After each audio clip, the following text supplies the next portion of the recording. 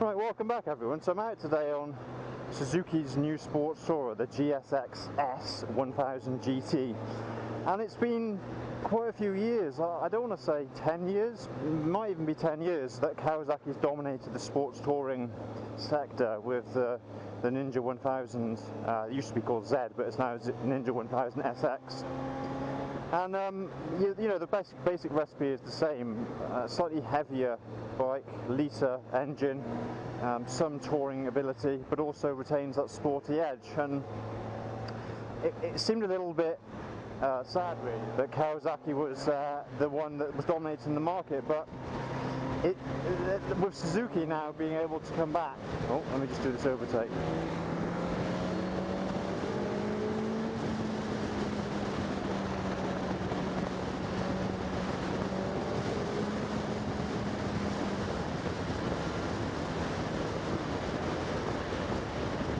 Effortless overtake that was.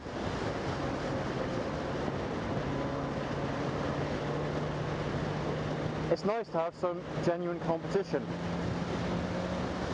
This road! It's nice to have some genuine competition back there. I actually really like Suzuki's offering. I like the styling a bit. The front headlights are a little bit insect-like. They're very, very small.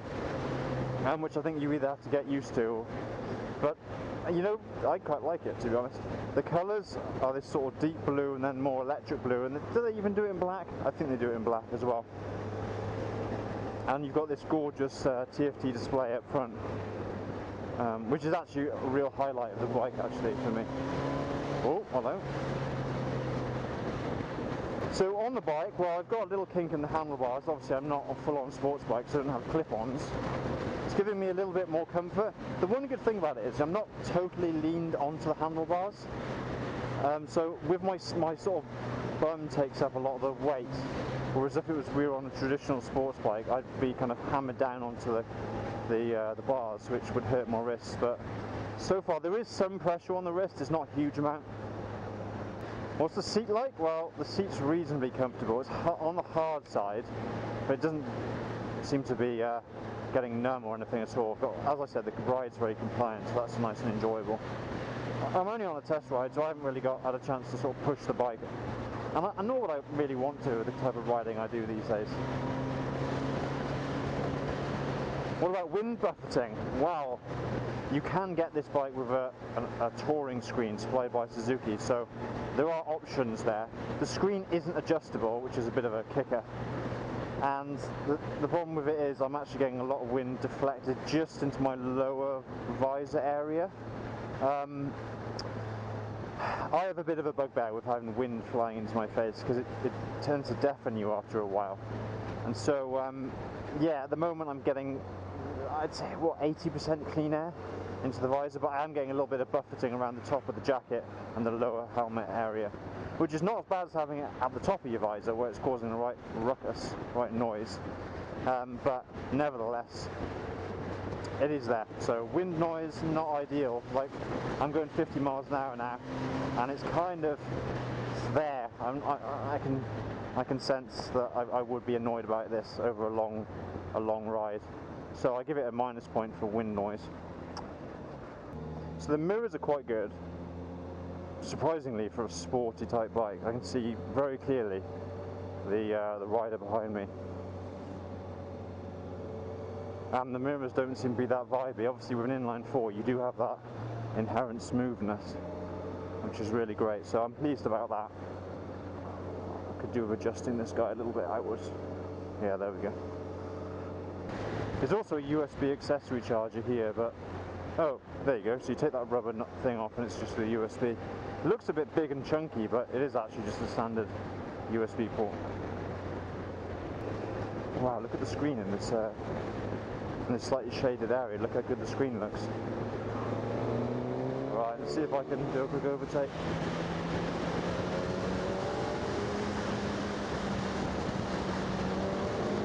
Whoa!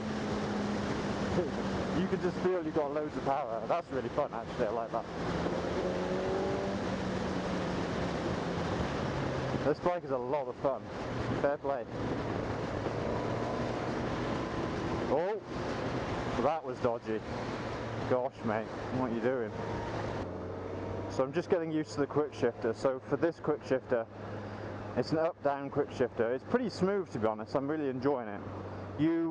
When you want to upshift, you don't do anything. You can even be wide open on the throttle and you can still upshift, which is pretty special. And when you want to downshift, you just make sure that you are rolling off the throttle. But you don't need to touch the clutch lever for any of those. I have been touching the clutch lever, but that's just a force of habit. So if you see me do that, then that's probably why.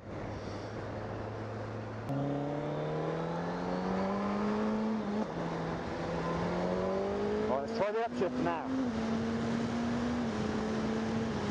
Wow, that is wild! I actually can't believe how good that upshift is without a clutch. That little straight there gave me the chance to test it out. I don't know what gear I'm in now. Where's that? That's top. Obviously with a litre bike, I've got loads of go, even in 6. I assume it's got 6. It must have 6 gears, mustn't it? Whoa, round we go. So top job by Suzuki, really. And there's another Suzuki, the Jimmy. Alright, so what are my first impressions on the Suzuki GSX-S1000 GT?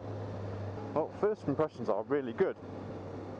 Obviously it's that famous 999cc inline 4 mill that was derived from the 2005 GSX-R1000. It's a really famous engine. Oh, here we go, talking of the engine. And it's been revised over the years by Suzuki, but basically it's been a winning power plant, so they just kept it. Here we go. Right, and shift up. Actually don't even lift off the throttle. Wow. That came at good timing, talking about the engine, didn't it?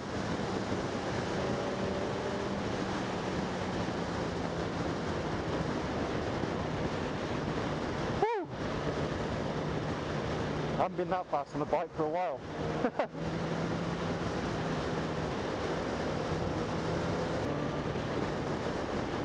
Interesting route for a test ride. Bring this onto a busy dual carriageway, but maybe X is just busy this time of year.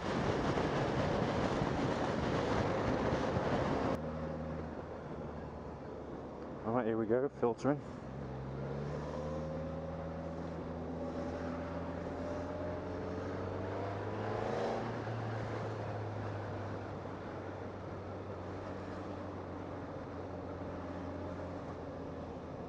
Right, it's just squeezed past. Is that a real Airstream? That's very cool. I love that. It's a small one as well.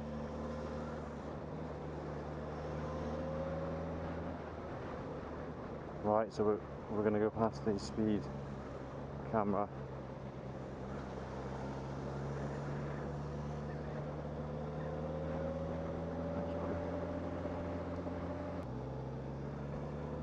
And what about the ride of the Suzuki? Well, obviously it's nice and taut, it's a brand new bike. It seems fairly compliant, like I've been over a few bumps and it's just soaked them up really nicely. It's not the ideal situation to get a total view of the GSX-S1000's ride, but generally speaking it feels good. Buttery smooth. Yeah, in fact that's the way I'd describe this bike, it's just really smooth. You've got smooth power, smooth ride, and the smooth gear change as well. It's really, really nice. So I've got a few modes on the dash. I can turn the traction control through a variety of modes, from off to 1, 2, 3, 4, 5, I think is the max. 5's kind of you know, rain and snow and real bad conditions, and if you're feeling brave you can turn it off. Because we're in a nice dry day today, I've got it on 2, that's what they recommended to set it on. I don't feel it doing anything, not to say it isn't, but it doesn't feel like it's impinging on the experience, so that's perfect really. You can also turn the quick shifter on and off, which is a little bit unusual. You'd think most people would just keep it on, or at least not show it so prominently on the dash that it's on.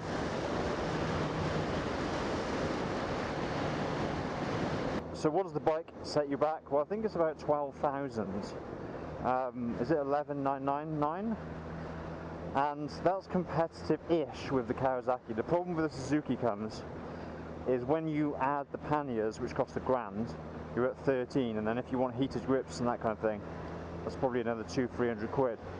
The difficulty with that is it then puts it above the price point of Kawasaki's Ninja 1000sx, the Tourer version, which comes with those things as standard. So Suzuki's actually a little bit more expensive, but, and I can attest to this, it's actually very fun. And that's what they say about the Suzuki, that okay, you pay a tiny bit more and that maybe the finish isn't quite as good as the Kawasaki. Kawasaki's products do have an amazing finish, but the engine is just an absolute peach, and that's what really makes the bike. I would personally buy a bike for the engine. I think that's an important thing. Even whether it's a 500cc or, you know, a Hayabusa 1.3 litre motor, you kind of buy a bike primarily for the engine, don't you, really? And that's what gives the most visceral experience. I don't believe they do a top box for this bike. I think it's just side panniers, but I will check that.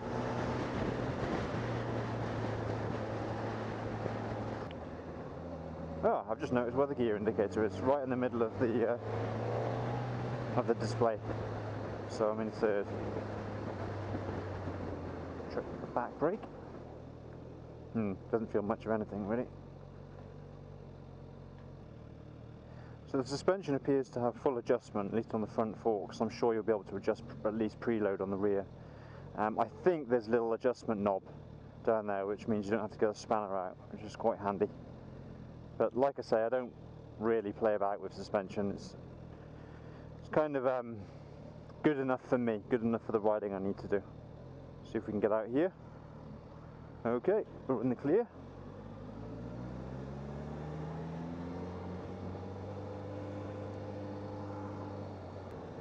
Whoa, what are we doing here? We're slowing down.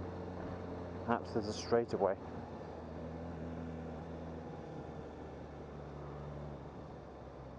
Oh, nice. So we're all going to ride together now then. Alright, here we go. Oh, a bit clunky that time. I think the trick with this is to have the throttle quite wide open when you want to hammer the quick shifter. Try it now. Yeah, see? And that's something I learned from BMW's gearbox on the car, the SMG. It actually performs better when the throttle's open, which is kind of contradictory to what you think. You think that if you... So now I'm quite high. I was going to say I'm quite high in the rev, so it was only at 5,000. But if I try and go up now with no throttle, let's see what happens. Look. Just give it a blip in third. Yeah.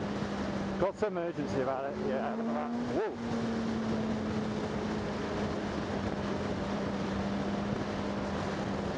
Another thing I'll say about the Suzuki is it feels quite basic. Like the fixtures and fittings don't have any particular sort of kind of gloss or quality to them. You've got a standard key, so there's no keyless ignition.